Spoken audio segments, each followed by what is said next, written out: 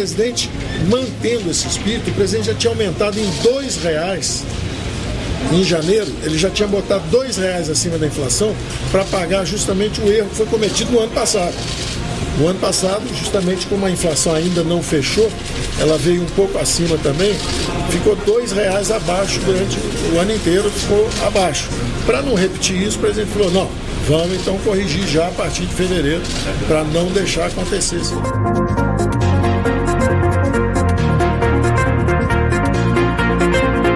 Esse é o ministro da Economia, Paulo Guedes, em entrevista sobre o reajuste no salário mínimo nacional, que passou de R$ 998 para R$ 1.039 mensais em janeiro de 2020, e deste valor para R$ 1.045 em fevereiro, após novo reajuste do governo federal. A intenção desse segundo reajuste foi garantir o poder de compra dos brasileiros, que têm encarado preços maiores na cesta básica, principalmente no valor da carne. Mas chega o final do mês e você já começa a contar as moedas no bolso para tentar não ficar no vermelho. A impressão que você tem é que está sempre com a corda no pescoço, se dividindo em quais urgências o salário vai cobrir. E aí, faz sentido o salário aumentar e a sensação de aperto no bolso continuar? Para descobrir se esse tal poder de compra do brasileiro não é fake news, mergulhamos no passado, na história da vida assalariada brasileira. Então roda a vinheta, Carlos Rissoto, porque a grana tá curta, mas o episódio tá ostentação.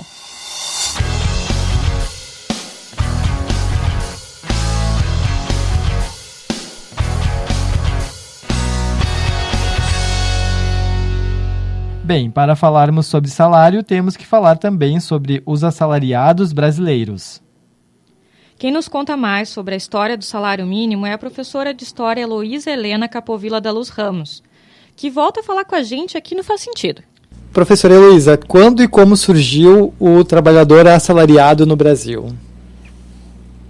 Olha, eu acho que o movimento e a luta em torno de salário é também do final do 19, em termos de mundo, 19, o 20, resultados da Revolução Industrial e do empobrecimento e da exploração, especialmente do trabalhador, né, que trabalhava 16 horas por dia, mulher, criança, homem, todo mundo trabalhava um absurdo. Mas havia uma luta dos trabalhadores, cada um quase que por si, ou assim, um movimento, o processo de sindicalização e organização é posterior, mas esse processo, ele vinha pelo mundo, pipocando em várias partes, e no Brasil também, o Brasil também entra neste movimento, mas principalmente aí, antes de 1930, muito mais com o anarquismo, né, do que propriamente com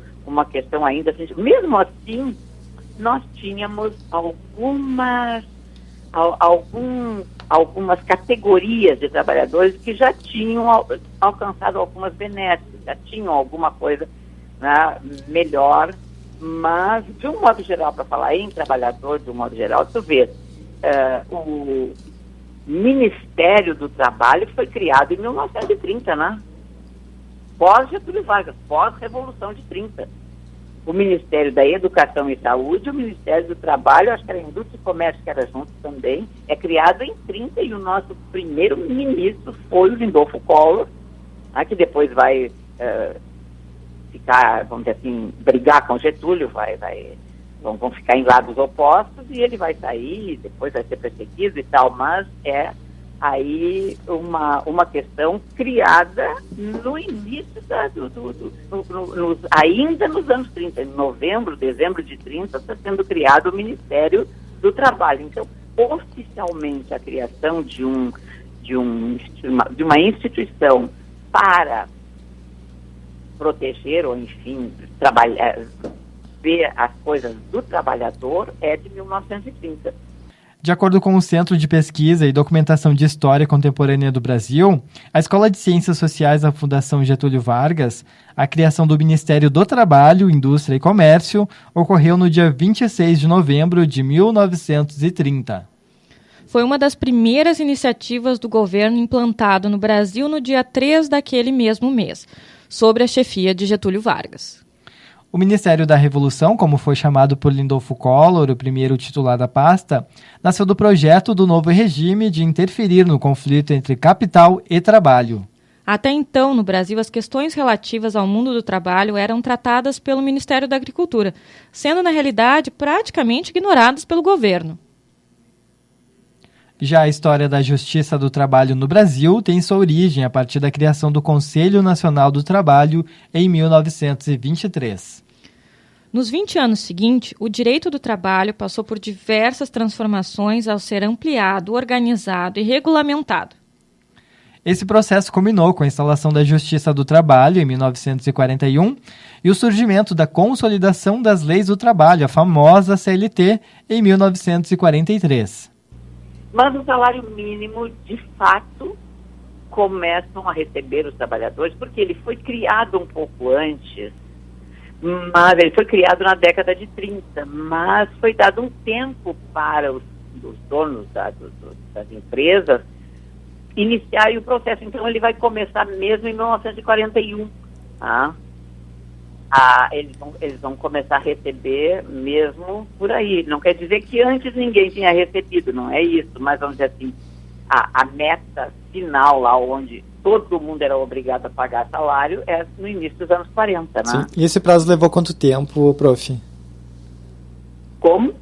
O prazo para que as empresas, né, seguissem a lei. Olha, é uma boa pergunta. Eu acho que eles, vamos dizer assim, os primeiros indícios estão na Constituição de 34, mas ali antes, no fato da criação do salário, na criação do Ministério, um dos pontos da criação do Ministério era a condição de atender bem ao trabalhador, que o trabalhador ganhasse o suficiente para sustentar a si e a sua família, né? Esse é o objetivo do salário mínimo, né? E o salário mínimo, se tu ler na Constituição atual, ele é assim ainda, né? Que ele chegue, que ele possa sustentar a família, né? Que o trabalhador possa, o salário seja o mínimo para ele se sustentar e a sua família. E não só comer, né? Ou só vestir, não comer, não ter casa. Não. Que seja o dito salário digno, né? Que ele tenha condições de sobreviver com seu salário, de sobreviver tendo uma família, né? O salário mínimo... Mas acho que a tua pergunta, desculpe, querida, acho que a tua pergunta era em torno de uns 8 anos, eu acho que demorou entre em torno disso, acho que demorou entre as primeiras leis dizendo o que deveria ser o salário mínimo, que deveria ser instituído, e o tempo final de instituição, que é lá em 41. E em 43, a famosa aí, que veio até os dias, né, mais atuais, a CLT, Consolidação das Leis do Trabalho, que aí já reuniu tudo que já tinham feito e aí fizeram uma consolidação, que é a CLT, que o Getúlio lançou.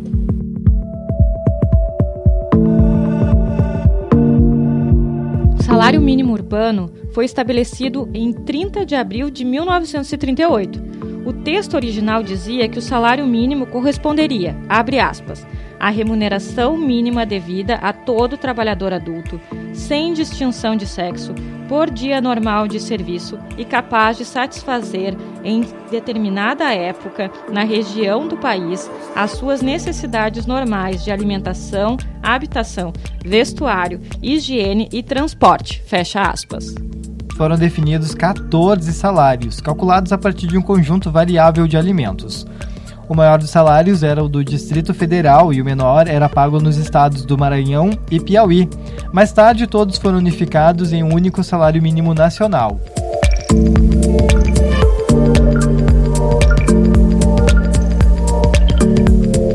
O salário mínimo, historicamente, ele perdeu, ele teve desvalorização ao longo dessa trajetória? Eu acho que em vários momentos, né? Na verdade, eu nem sei quanto tempo ele foi, de fato, ele atendeu a essa necessidade constitucional, né? Porque em 41 ele foi criado e depois me parece que não houve aumento até o início dos anos 50, quando Getúlio voltou ao governo. Ele não teve aumento, ele foi dado e permaneceu.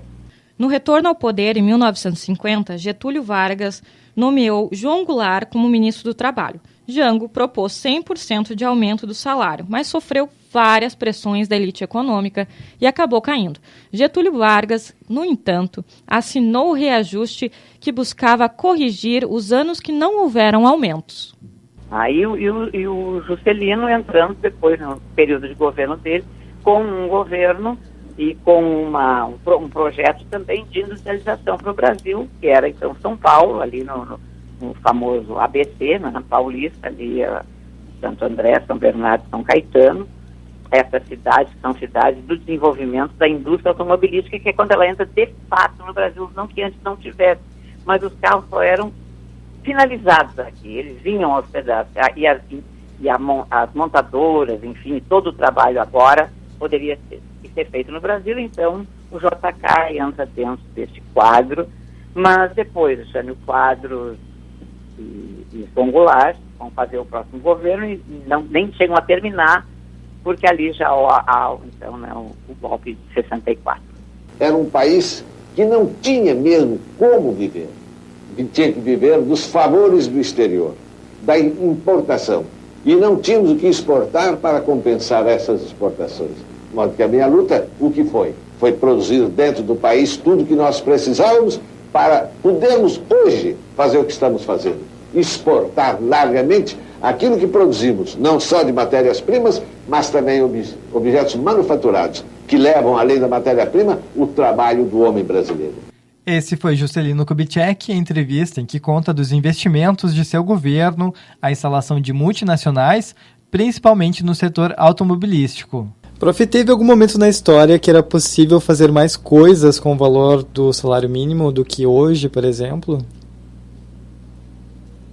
Eu te diria assim que acho que o período do salário mínimo lá no início ele era bastante interessante, e foi realmente um ganho para os trabalhadores. Também é da década de 30 a criação dessas áreas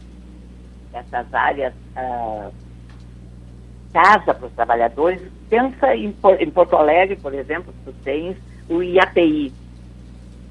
Aquelas casas ali, até hoje estão ali, aquele grande conjunto residencial do IAPI, na região ali de Porto Alegre, um pouco mais, hoje fica na continuidade da Assis Brasil, ali no viaduto Birici e tal.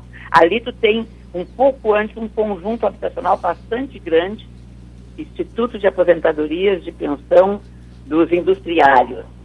Bem, então também havia alguma coisa, não como diríamos assim, Minha Casa Minha Vida, não, ou outros planos mais atuais, ou outros, não.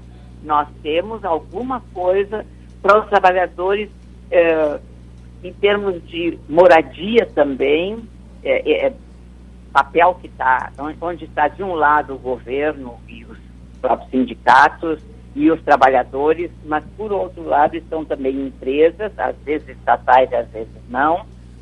Então, alguma coisa nesse sentido, sim, mas o salário mínimo foi decaindo entre os anos 50 e 60 e foi ficando. Mas como as políticas monetárias, então, faziam aquelas questões de atualização e tal, mas ele era muito pequeno, ele não chegava, eu não vou lembrar agora quantos dólares ele chegava, mas ele era muito pouco lá durante o período da ditadura. Agora o papo é com a economista Lisiane Fonseca da Silva, que vai nos ajudar a entender qual é o poder de compra atual do brasileiro com o salário mínimo vigente. Eu quero começar te perguntando qual é a renda mensal média do brasileiro. Na verdade, Cristiano, estabelecer uma renda média mensal do brasileiro, ela é um equívoco, tá? Por quê? Porque a renda mensal, a gente somaria todos os salários do Brasil, digamos assim, e dividiria pelo número de trabalhadores, né? E aí eu vou ter rendas muito altas, somada a rendas muito baixas para gerar essa média. Então, o que normalmente o IBGE faz? Ele trabalha por rendas estratificadas, né? Então, quantos por cento dos brasileiros recebem um salário mínimo, quantos por cento recebem até 2 salários mínimos e assim sucessivamente, tá? Mas, de um modo geral, tá, eu poderia te dizer que hoje em torno de uns 45 milhões, 46 milhões de brasileiros ganham um salário mínimo. É uma boa parcela aí da população. Sim, e nesse contingente que eu estou te passando, a gente também está considerando alguns trabalhadores informais, né? Porque o IBGE, quando faz a pesquisa, ele considera a pesquisa por domicílios. Então, uma pessoa que faz, por exemplo, sei lá, doce para vender, ela pode estar dentro dessa conta, tá? E qual seria a função do salário mínimo? Bom, a Constituição, né, nos diz, porque ela trata sobre esse assunto, o salário mínimo deveria gerar uma renda, né, para o trabalhador e sua família, que lhe garantisse habitação, saúde, educação, transporte, lazer, entre outros itens, né? Uhum.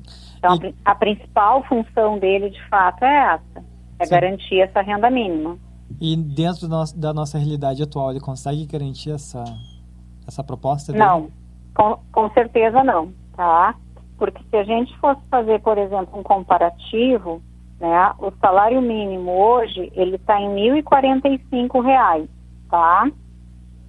E aí o que acontece? A cesta básica da região metropolitana, em Porto Alegre, ela foi medida agora, né, no mês de janeiro, e ela está hoje em R$ 502,98 de acordo com o DIEESE. Então, se a gente for pensar, o salário mínimo atual garantiria 2 cestas básicas, mais ou menos, né? E aí a gente não está considerando transporte, energia elétrica, itens diferentes de alimentação na própria cesta básica. Uhum. O salário mínimo, ele tem algum impacto, ou melhor, qual é o impacto do salário mínimo para garantir o poder de compra do brasileiro? Na verdade, o que acontece com o salário mínimo, né, é que ele foi criado justamente para se ter um valor básico, né, uma base, digamos assim, para a negociação das remunerações, né?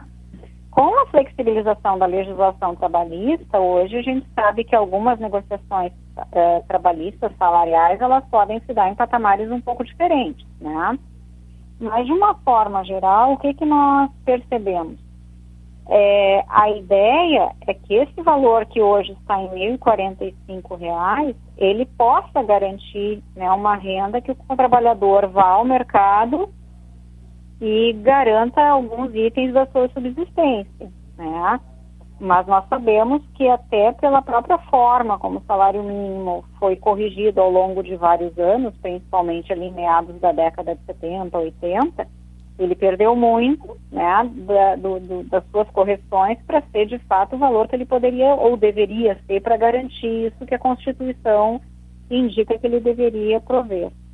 O DIEESE, ele faz uma conta, tá, em que ele considera que nesse mês de janeiro, né, por exemplo, o salário mínimo deveria custar em torno de R$ 4.347 para garantir minimamente, né, a qualidade de vida de uma família de 4 pessoas. Aí, antes que alguém pense, tá, mas se eu pegar os 4.300 e dividir por 4, né, eu vou ter um valor próximo do que é o salário mínimo por indivíduo. Mas aí nós temos que lembrar do seguinte, a conta de luz que tu paga na tua casa, ela é a mesma, né, pensando, por exemplo, a luz que tu ligaste na cozinha, né, ou a geladeira ligada na cozinha. Esse gasto, ele é o mesmo se tiver uma pessoa ou 4 pessoas em casa. Então, existem despesas que são individuais, são despesas que são coletivas. Então, teoricamente, esses 4.347, na hora de fazer um rateio entre as 4 pessoas, considerando, por exemplo, um casal e 2 crianças, né, ele acaba rendendo um pouco mais por conta de algumas dessas despesas coletivas. Bem, outros fatores, além da cesta básica, nos fazem ter a impressão de que, com o salário mínimo, cada vez fica mais difícil conseguir comprar e construir. A construção civil, por exemplo, fechou 2019 com a inflação de 4,13%. A taxa ficou acima da registrada em 2018, quando marcava 3,97%. Em 2019, a maior inflação ficou com a mão de obra, alta de preços de 4,92%. Os serviços tiveram taxa de 4,38% e os materiais e equipamentos de 2,92%. É que, na verdade, o poder de compra do salário mínimo, ele está associado também à conjuntura econômica, né? Então, o governo estabelece o valor e esse número ele é calculado a partir do índice de inflação, né? No caso, nós usamos o INPC, que é o índice oficial, né, que o governo trabalha, e mais a variação do PIB 2 anos atrás. Então, por exemplo, esse valor de 1.045, tá? Ele é pautado na inflação no INPC de 2019 e com o PIB de 2018. Né? E a ideia da variação do PIB é justamente pensar que se a economia cresceu, eu posso ter um crescimento um pouquinho maior do salário em função desse movimento que a economia fez. Então, esse crescimento do PIB, de certa forma, nos garantiria um ganho real em cima do salário, né? Porque aquilo que é corrigido pelo índice de inflação é só reposição. Então, o que acontece? Vamos pegar uma situação que é bastante simples de a gente ver. Nesses últimos meses, né, nós vimos um aumento bem expressivo do valor da carne. Então, o que acontece? Para nós aqui no Sul, no Rio Grande do Sul, né, que temos o hábito de consumir carne de uma forma mais intensa, vamos dizer assim, do que outros estados brasileiros, isso nos afeta mais e faz com que a nossa renda perca mais poder de compra, né? Em contrapartida, se tu pegar um outro estado em que eles consumam outras coisas, sei lá, peixe, né, ou frango, enfim, esse impacto para eles pode ser um pouco menor, né? A gente está vendo agora a região sudeste com muitas enchentes, né? Ali São Paulo, Minas Gerais, Espírito Santo. Então, o que acontece? Muito provavelmente a gente tem ajustes em alguns alimentos porque as colheitas não estão comprometidas. Então, quando tu me questiona assim, se teve algum período em que o salário mínimo teve um poder de compra melhor, pegando o período mais recente, eu te diria que foi em meados de 2015, tá? E por quê? Porque ele teve um reajuste, né, um pouco melhor em função do crescimento da economia de 2 anos antes. Então, ele é reajustado próximo de 7%, tá? Acho que 6,75%, alguma coisa assim. Então, o que acaba acontecendo? Ali, você tem um aumento de salário um pouco maior do que a inflação do período. Mas eu sempre comento, assim, o salário mínimo ele tem uma relação muito próxima com a questão conjuntural, né? Por exemplo, qual é o reajuste da passagem de ônibus? Se ele é um reajuste baixo, tu impacta menos. Se ele é um reajuste alto, ele impacta mais, porque esses 1.045 eles vão valer até dezembro do ano que vem, né? Então, se a pessoa fez um contrato pelo salário mínimo, ela vai receber 1.045 até o final do ano que vem, a não ser, claro, que ela tenha alguma promoção ou algum tipo, né, de reajuste nessa remuneração. Levando em consideração esses índices que tu apresentou, dizendo como que é elaborado a ideia de salário ideal, salário mínimo ideal pelo Diese, a gente conseguiria hoje pensar na conjuntura atual do país e ter esse salário ideal ou não é possível pela crise econômica? É muito difícil, tá? É bastante difícil porque o que acontece? O Brasil ele tem alguns desequilíbrios nessa questão salarial e nessa questão de mão de obra, tá? Então, por exemplo, nós ainda temos um contingente de mão de obra que tem baixa qualificação. Então, isso te tira um pouco do poder de barganha em termos salariais, né? Então, o que isso acaba gerando? Tu gera uma desigualdade ainda maior, porque uma mão de obra mais qualificada, existindo demanda para ela, ou seja, eu preciso dessa mão de obra, o mercado tende a aumentar essa remuneração. Aquela mão de obra menos qualificada, ela acaba, de certa forma, tendo seu valor reduzido. Então, por exemplo, a gente tem tido ao longo dos últimos anos um crescimento da economia brasileira muito pouco significativo. E isso acaba não absorvendo mão de obra. Né? Então, mão de obra hoje, em alguns segmentos, ela tem um excedente, ela está sobrando.